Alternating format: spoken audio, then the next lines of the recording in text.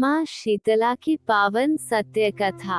यह कथा बहुत पुरानी है।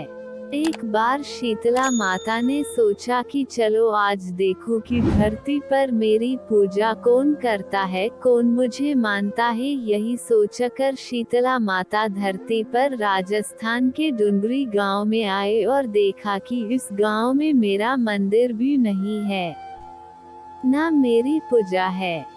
माता शीतला गांव की गलियों में घूम रही थी। तभी एक मकान के ऊपर से किसी ने चावल का उबला पानी मांड नीचे फेंका। वह उबलता पानी शीतला माता के ऊपर गिरा, जिससे शीतला माता के शरीर में छाले फफोले पड़ गए। शीतला माता के पूरे शरीर में जलन होने लगी। शीतला माता गांव में इधर उधर भाग भाग के चिल्लाने लगी, अरे मैं जल गई, मेरा शरीर तप रहा है, जल रहा है, कोई मेरी मदद करो। लेकिन उस गांव में किसी ने शीतला माता की मदद नहीं की। तभी अपने घर के बाहर एक कुम्हारन महिला बैठी थी। उस कुम्हारन ने देखा कि अरे यह बूढ़ी माई तो बहुत जल गई, इसके पूरे शरीर में तपन है, इसके पूरे शरीर में छाले फफोले पड़ गए हैं, यह तपन सहन नहीं कर पा रही है। तब उस कुम्हारन ने कहा है, माँ तू यहाँ आकर बैठ जा, मैं तेरे शरीर के ऊपर ठंडा पानी डालती हूँ। कुम्हारन ने उस बूढ़ी माई पर खूब ठंडा पानी डाला और बोली है, माँ मेरे घर में रात की बनी हुई रावड़ी रखी है, थोड़ा दही भी है। शीतला माता ने ठंडी ज्वार के आटे की रावड़ी और दही खाया, इससे शरीर में ठंडाई मिली।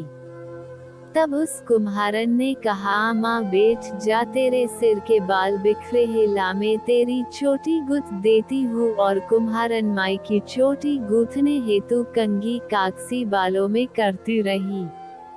अचानक कुम्हारन की नजर उस बूढ़ी माई के सिर के पीछे पड़ी तो कुम्हारन ने देखा कि एक आंख वालों के अंदर छुपी है। यह देखकर वह कुम्हारन डर के मारे घबराकर भागने लगी।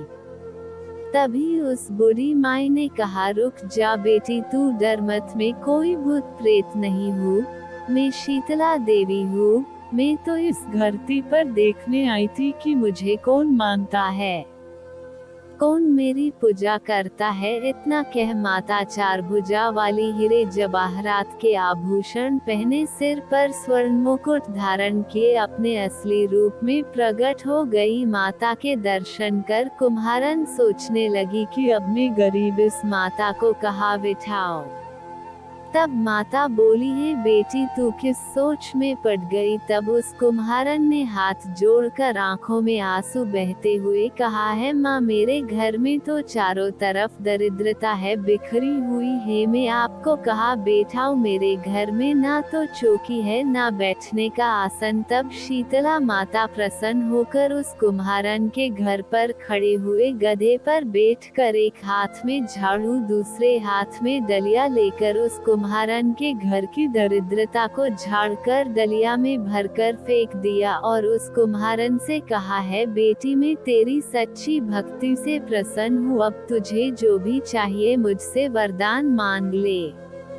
तब कुम्हारन ने हाथ जोड़कर कहा है, माता मेरी इच्छा है अब आप इसी डुंगरी गांव में स्थापित होकर यही रहो और जिस प्रकार आपने मेरे घर की दरिद्रता को अपनी झाड़ू से साफ कर दूर किया, ऐसे ही आपको जो भी होली के बाद की सप्तमी को भक्ति भाव से पूजा कर आपकी ठंडा जल दही व वासी ठंडा भोजन चढ़ाए, उसके घर की दरिद्रता को साफ करना और आपकी पूजा करने वाली नारी जाति महिला का अखंड सुहाग रखना, उसकी गोद हमेशा भरी रखना।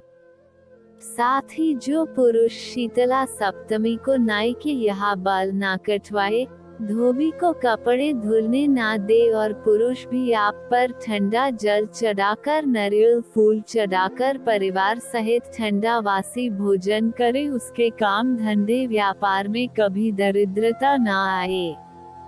तब माता बोली, तथास्तु है बेटी, जो जो तूने वरदान मांगे मैं सब तुझे देती हूँ। है बेटी, तुझे आशीर्वाद देती हूँ कि मेरी पूजा का मुख्य अधिकार इस धरती पर सिर्फ कुम्हार जाति का ही होगा। तभी उसी दिन से डुंगरी गांव में शीतला माता स्थापित हो गई और उस गांव का नाम हो गया शील की डुंगरी। शील की डुंगरी भारत का एकमात्र मुख्य मंदिर है। शीतला सप्तमी वहां बहुत विशाल मेला भरता है। इस कथा को पढ़ने से घर की दरिद्रता का नाश होने के साथ सभी मनोकामना पूरी होती है। जय मां शीतला सबका कल्याण करे।